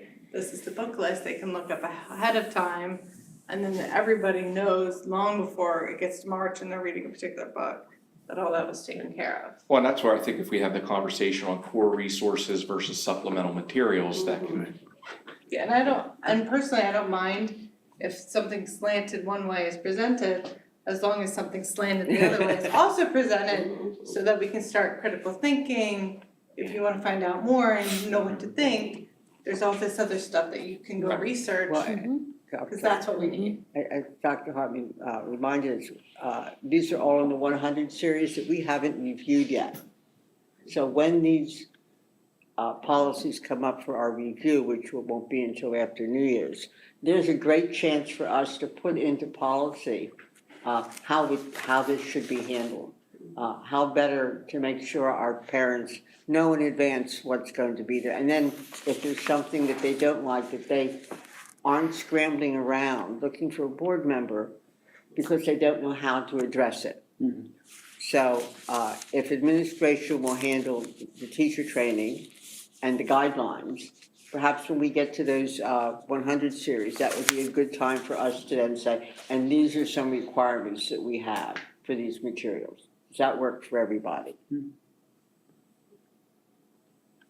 Okay. One other thing, just real quick, I think in terms of the parent review piece. Are you gonna have to speak up a little bit? Sure, in terms of the when a parent discovers something that they have a question about, if they email the teacher and the teacher maybe shouldn't address it, depending on what it is, or needs to point them to someone else who made a decision about it, like say a reading specialist or something, does that email automatically get forwarded? Because my only hesitancy there is when a parent, I just think streamlining that process in terms of if a parent emails in and they say, hey, teacher, I noticed this, I have some questions about that, and the response is, well, you need to reach out to this person. It puts another dead stop on the Obstacle, parent, yeah. and it escalates it from an emotional standpoint. So in terms of a streamlining, if it's a, hey, because this is about a specific question on a module, it goes directly to this person. And obviously, we need to understand, we need to follow hierarchy as well. Just like a parent should address their teacher first, not go directly to a superintendent, you need to follow hierarchy. Because some things can and should be addressed at teacher level, and sometimes it's, hey, the building level reading specialist can actually address that with you because they have a direct ear with, the assistant superintendent in charge of elementary, first, primary, secondary, whatever it might be. But I would just say, it's that streamlined process, just to make sure that that's in place, so when a parent does reach out, we take out any extra chances for, well, they told me I need to email this person. Just send it right along, that's all. Yeah, I think what you're we referring CC'd to them will on probably this. come under the professional development, but Sure. they work with the teachers and advise them that, the best way to handle all of these issues. Sure, yeah. I think it's just a standard of communication, that's all. Yeah, the teacher says, you need to speak with so-and-so, I have included them on this email, here's their contact information, so everything's done right there, everybody knows You it. getting all this? we got it all. I think communication's key, and I think in most situations, even a parent talking with that or the teacher about their concern, sometimes it can be, well, yeah, I use this resource that, but the point wasn't this, here was the learning objective with doing that, or here was the intent of doing that. A lot of times And that offer can- them an alternative if that's what's appropriate. And as a Yeah, board, we help should people always can. promote that parent-teacher relationship. So that's the piece of it, is always start with your teacher. But in this case, we did. No, we did. No. Yeah. That's how I Yes. received the information. Yeah, yeah. So we Went will through the appropriate revisit this channels. to some degree when we get to the 100 series. But for now, we're going to, Dr. Hartman, if I'm following this right, is going to make sure that the teacher professional development is expanded so that they all know how to handle these issues and how to screen them. And to clarify, I don't know what you just shared, the parent who had the concern in this stance did also let the teacher know. They didn't just go and reach out to board members. They did contact the teacher, and the teacher kind of initiated the right steps in that case of reviewing that. Well, then how do we get involved? Because I Oh, cause you. because I was asking Did it- about Yeah. the vote But today. but the parent also did I was reach confused out. on how we vote You went today. from parent to teacher to board, or just a? Well, no. No, it that's was two working separate- its way parents working through its the way, one school thing. process With the board, separately. If I'm correct, I don't wanna put words in your mouth. Julian's I wrote an concern email was to the separating board. curriculum from materials, and she didn't wanna be approving this material just because we approved the curriculum. And I had spoken to Julie to explain, as I did to us, two separate issues, you know. One is policy and administrative directives, and the other is curriculum. That's fair. And plus, we can't stop a parent from emailing the board. Sure. But we can always encourage, make sure you're talking to the teacher. And what's important is that parents know that they can question anything. No one's forcing them Right. to allow their child to read any certain book, and they know who to go to have it corrected or to find an alternative. Because that is their right. I don't know that they all appreciate that they have that right, not just by our policy, but by law, they have that right. Right. Okay, are we all good with these issues so far? Okay, thank you, appreciate your time. Thanks. Thank you. The next one is a discussion on Gothic fiction and literature. Dr. Fox. I'm glad to see you're not dressed in all black makeup. For what? Oh, Gothic, very touche. I was like, I didn't get that. I'm sorry if that was too Yes. subtle. No one above my head, I but I got it. apologize. So when we presented this last week, there was additional questions and concerns about some of the content, the media content that we had. So we wanted to open the floor for any questions or concerns with those pieces to it.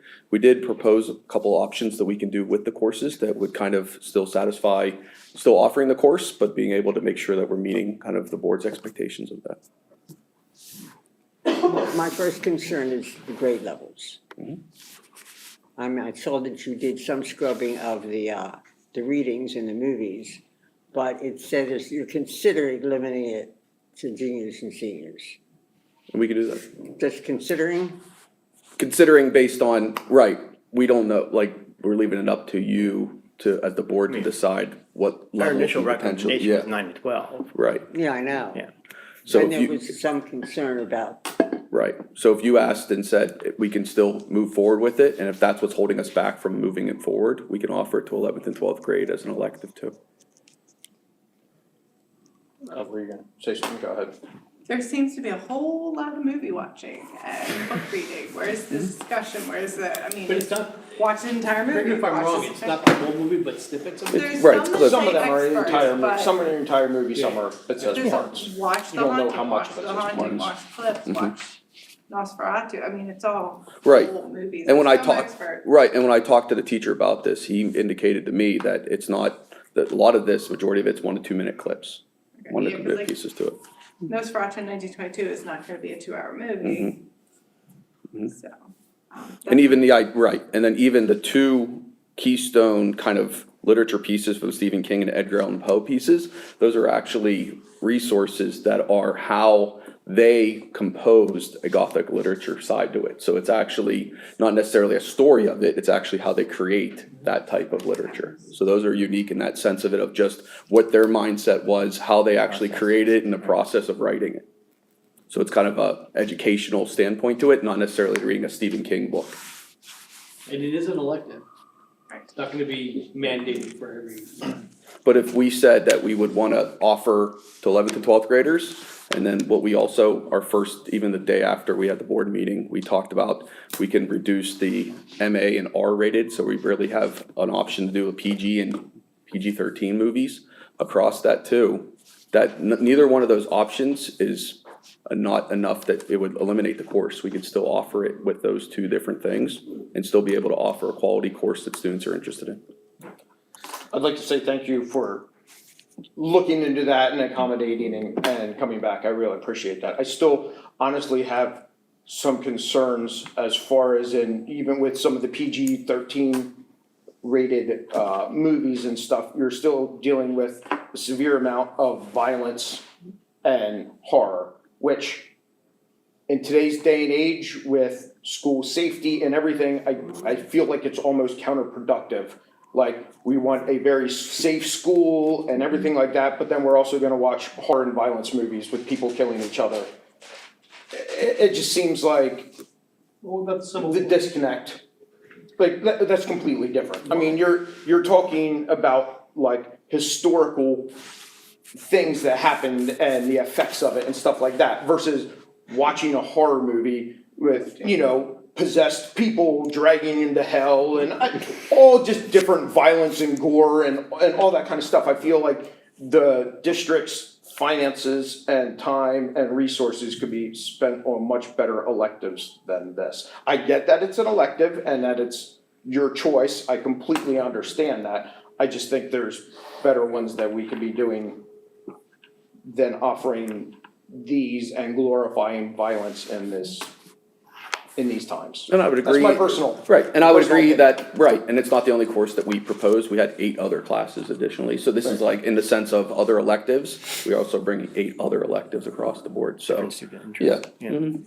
So I'll just say, when you introduce a course, right, you're reading the list of like things in it.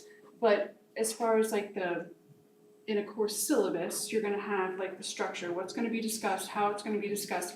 And I feel like maybe that might be the missing link in some capacity.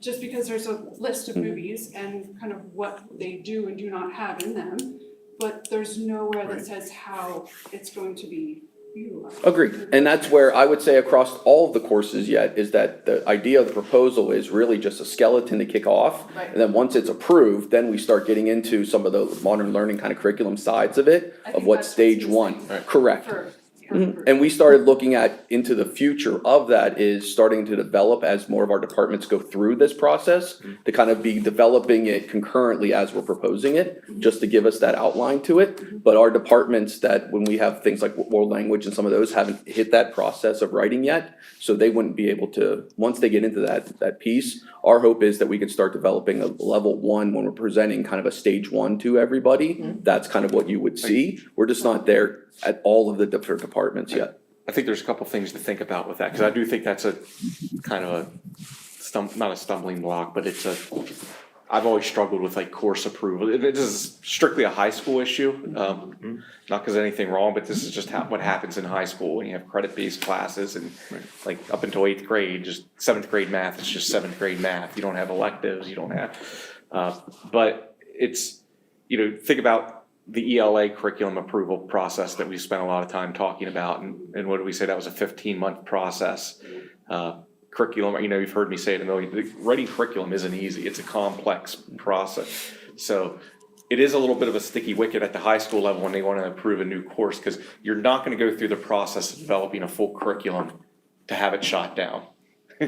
So you get the course approved, and then you sort of build the curriculum so I get it, but it's also, do you want to go through the whole curriculum development process only to have something not approved? So that's why you see more of an outline at this point. So we have had, we've had conversations about how to improve that in the process. And when you approve a course, are you really just approving a pilot of a course? And then the expectation is that's not permanent approval, but you can kind of build the airplane in mid-flight that first year, but then need to present the fully developed. And a lot of the curriculum that we're proposing, a lot of the key questions are, how much is it gonna cost, and is it need additional teachers and resources, and again, a lot of those budgetary things that tie into it, that we start building once we get that approved. So that's just something that, when we go even through the questions, is the why, the how, and the when, that type of piece to it. But this is something that we're looking at, and it might result in less courses being approved or recommended just because of writing some of these pieces. But once we get more departments into the curriculum writing kind of stanza, I think we'll be able to kind of present more of this more efficiently. Right, and I understand that. I'm just saying that, for me personally, I think there's enough questionable content in here to, in my opinion, say, is this necessary, and could we better use these resources? That's just understandable where I'm coming from. I really don't like glorifying violence in our schools. Do you have an idea of how many kids would be interested in this? I'm assuming the person who Yeah, so what we would typically do is probably between 2 and 3 sections, which is between 65 and 80 students, depending on how many of those groups we would get to, and it would vary based on what grade levels we offer it to. But you have So no 9 to idea 12. how many kids actually are going to sign up for it. Not yet. Not yet. Not yet, but what we've, right, and then that's kind of the second part of this is once we get all of these courses approved, our department chairs then go out and advertise and kind of get them interested in it with any courses that we have, right. And that's just not the ones that we propose, that's any course. So any course of what we have, how many are interested into it, and that drives what courses we offer. Were you concerned at all about parent pushback once the curriculum or the courses come out and parents see that? For Not this at all? particular course? Yes. Is that, not necessarily, no. When I look through it and I kind of, and everything that I asked of the teacher that really brought this to me, he had a very good answer to why, how, and when, in terms of what these things are, different things are offered, as well as background that he's interested to. And we also have things like our science fiction class, like we have some classes currently in place that would kind of tie in a lot of these students as well. So no, not beyond, and especially because it's an elective and we give out a permission slip, and then even within the permission slip, parents can choose what media they do and don't want their children to see as well. So they can even pick out certain things within that they don't want to see. So I was not overly concerned. Same here. Is there, like, let's say parents all say, the entire class cannot watch The Black Cat. Mhm. Does he have alternative movies that he might have on a Yeah, list? right, yes, Okay. yes.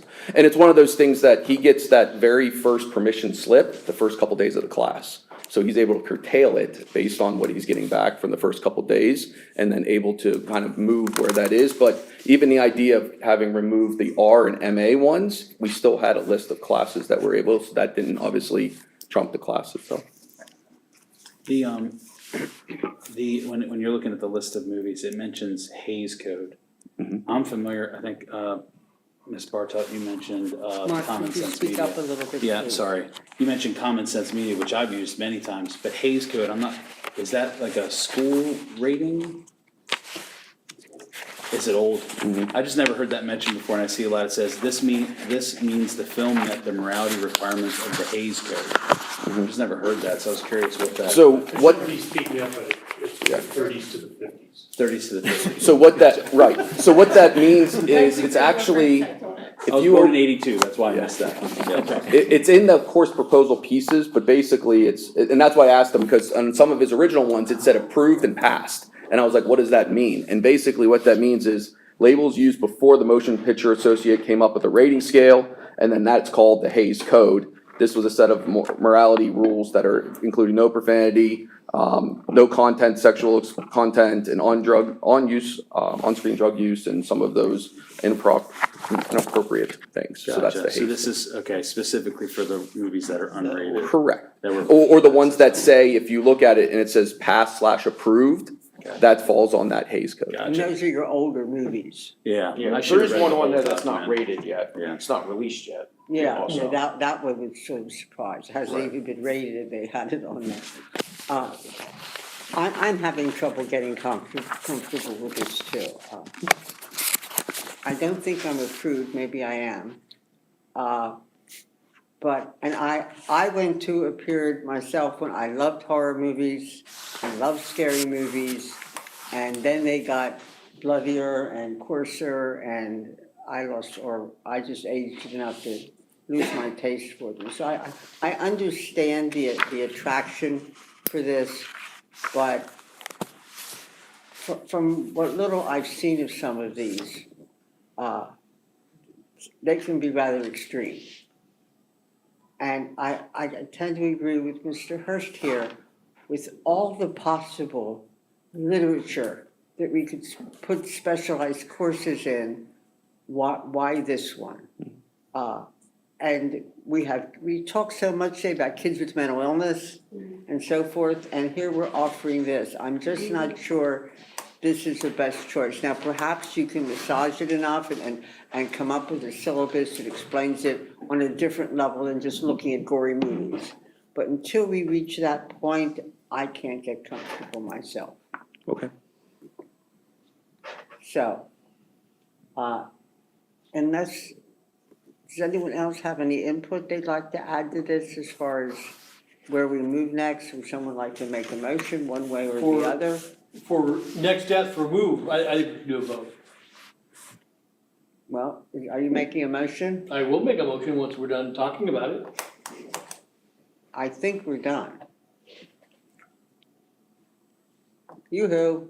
I know, I'm working on it. Okay. I'm working on it. Just wanna Just make to sure clarify, are we is the emotion, a lot of emotion. Is the motion gonna be for approving it with some of the adaptations that the team came back this week with? I It don't was know. originally proposed to the board as the way it was presented last week. I think Based on the discussion, they went back and Yeah. saw areas they were willing to make some revisions. But I guess now it's to the board, you know, which, Yes. yeah. What's your motion? I could do with feedback, I could do the Well, you as have to is. decide what, your motion should reflect what Would you'd you like like me to to go ahead and see make my, happen. my motion? Whatever you want, it's your motion, you own it. I haven't made it yet, Well, it will be your motion. so, Are we gonna argue over whether or not we make a motion? yep, I am gonna make a motion. Good, I'm waiting. I move that we approve the Gothic fiction and literature course with the prescribed feedback that we gave to the administration. So just to make sure, what you're suggesting is we approve it, but not a final approvement, because we wanna see those. No, we finally approve it, but with the feedback that we've given to Dr. Fox. With the R and the MA and stuff. Yes, exactly. And it's only for 11, 12, I think is what we recommended, correct? Well, Oh, you may put it in your motion. Those are the two adaptations Yes. that, And more Or details. discuss. They could still do the Diane's course. so you could do suggestion. both, one or so the other. the motion is that we approve it with them considering our input, including limiting the ages to see this. Is that Correct. your motion? Okay, that's the motion. Is there a second? I'm afraid it dies for lack of a second. Second. There you go. There we go. We're going to do this on a roll call vote. Mrs. Fisher, Nay. Mr. Hurst, No. Mr. Talley, Yes, Mrs. Kafka, Yes. Mr. Gensel, Nay. Mr. Eby, Nay. Ms. Trowbridge,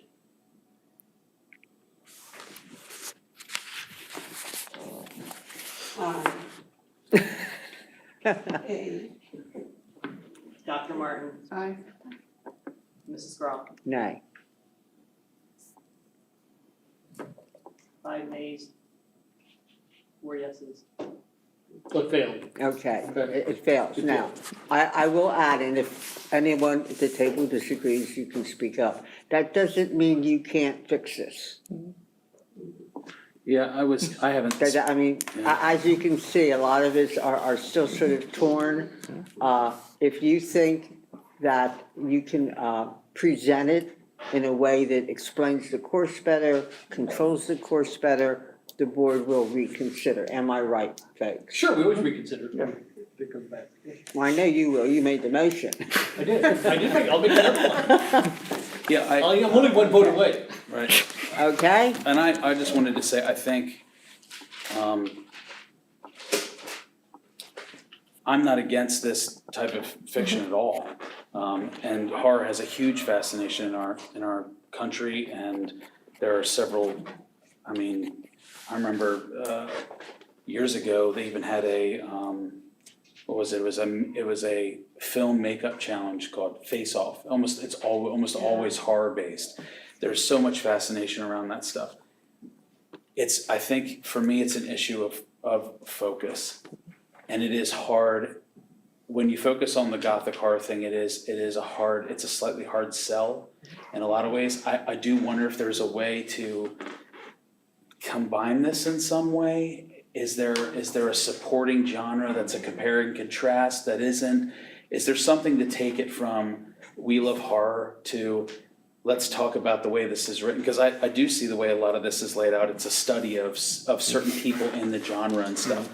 I think that stuff is very interesting. So is there a way to compare and contrast it? I would love to see if the teacher who proposed it would not take this as like indefinite no, but how can you, is there a way to refocus it so that it doesn't just come across like, oh, all the horror kids love this, as opposed to, no, here's the educational value for that, sure, because I absolutely want to trust that the teacher has their best interest. This is just such a new concept, and for a new course with such a horror focus, it feels like a little bit of a hard sell. And I mean that as very constructive criticism. I'm just trying to figure out a way around it, which is the only reason I would have made it, so, anyway. Which is what I meant when I Yeah, said, I mean, if that's you your feel you question, can and- readjust this, we would reconsider. Although I'd love to know which of our CV character traits it supports. Okay, Okay? got it. Thank you. Okay, thanks. Okay, thank you for your time. Okay, we're on to the information agenda. Are there any comments or concerns on the finance and operations report? Or the curriculum and instruction report? Dr. Hartman, is there anything on federal funds? Nothing. Then board reports. I think my PSBA report as such is pretty clear.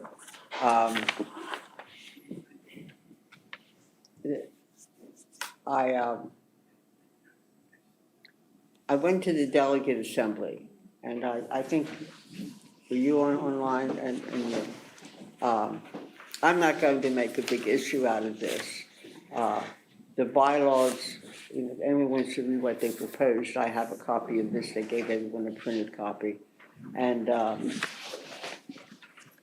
when I presented this at the IU meeting, and I mentioned the conference, I got deluged by complaints about how the PSBA delegate assembly was run. I'm not going to spend board time discussing this, but there's a serious problem with their customer relations, their member relations. And I'm not quite sure how we address it, but in any way I can, I will try. But beyond that, everything else that was done there will show up in the bulletin. So I'm not going to put it in here and then ask you to, read it again in the bulletin. The IU13 report is attached, and the Lancaster Academy will be requesting approval of a rate increase and a 3-year commitment, which we have signed before, but I'll wait until we have that paperwork before we get into that. CTC, Mr. Hurst. Just real quick. I wanted to highlight, you like your, I did Jay Stauffer as a student of the month for October for Brownstown, so wanted to say congratulations to him. It's always great when you have one of them. Another thing, I mean, it's on there, you guys can read everything, but also, Dr. Savin is retiring here in December, so he'll be greatly missed.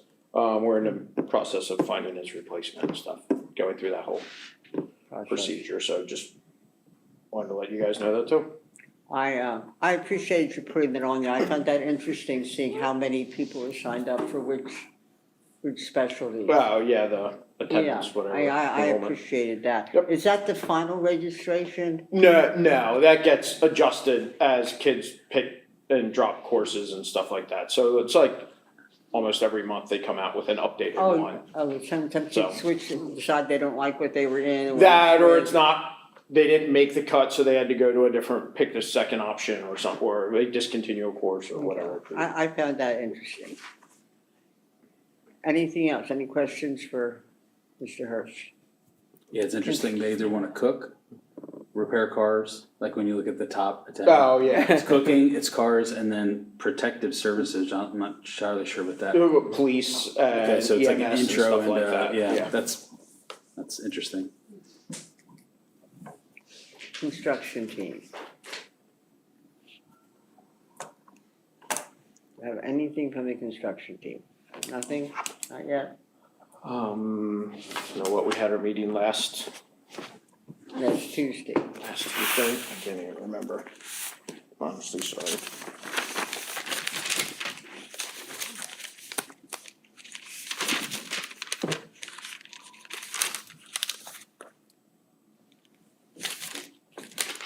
No, there wasn't anything major. The main things we talked about was those, change orders that we had to Oh, approve okay. last time. Really He went did over and that, did the okay. explaining of all those and stuff, Well, but it's just good to hear that the deal is going so smoothly. yes, way smoother. I think Leola, they said was 35%. Yeah, I think so. 35% complete. Is Makes a that ahead of difference. schedule? Because we talked about on schedule. that taking 2 years. And here we are a few months in and it's 35% done. No, I think. They feel they're on schedule, I wouldn't say they're ahead. They expected this to move pretty quickly. Yeah. Okay.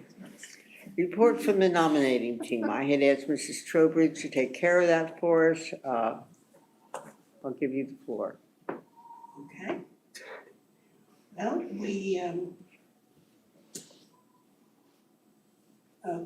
we selected and asked and verified. And our recommendation is Idette Groff for one last year of presidency and Diane Martin for vice president again. And again, as always, if anyone plans on adding nominations next month, it would be helpful if you would let the board secretary know so she can be prepared to run a proper election. I think that's it as far as reports. Anyone in the public that would like to address the board? As far as board initiatives, we don't have a vice president's report, do we? We do not tonight. I'm sorry, I forgot to That's ask quite you. all right. Board initiatives, I just want to remind everyone that Extra Give is coming up, and there are a lot of organizations within Conestoga Valley community that raise money through that. CVEF, the Lancaster Academy, the IU Education Foundation, the CTC Education Foundation. CTC also, that was one of the attachments. Yep, and I didn't forget that one, and I'm sure there's others in the community. So I just wanted to remind everyone that that is coming up November 22nd. And all of those organizations, or any of them, would appreciate your contribution. Other than that, the dates are on your agenda. We don't, and if that's everything, I will take a motion to adjourn to executive session for student discipline issue. So moved. Second. All in favor, say aye. Aye. We are adjourned. Thank you. Didn't